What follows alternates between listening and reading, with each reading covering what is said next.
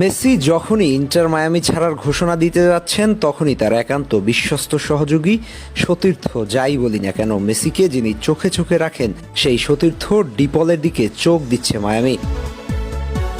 হঠাৎ কি এমন কারণ যে ডিপলকে কিনতে উঠে পড়ে লেগেছে মায়ামি? ডিপলের এজেন্টের সঙ্গে কথা চালাচালি করছে মায়ামি, তবে অ্যাথলেটিকো মাদ্রিদ এর জন্য মোটা অঙ্ক দাবি করতে পারে। সেটা হতে পারে 25 থেকে 30 মিলিয়ন, কারণ তাদের সাথে ডিপলের চুক্তিটা 26 সালের জুন পর্যন্ত। খবর অনুযায়ী ডিপলকে ক্লাব বিশ্বকাপের পরেই চাইছে মায়ামি।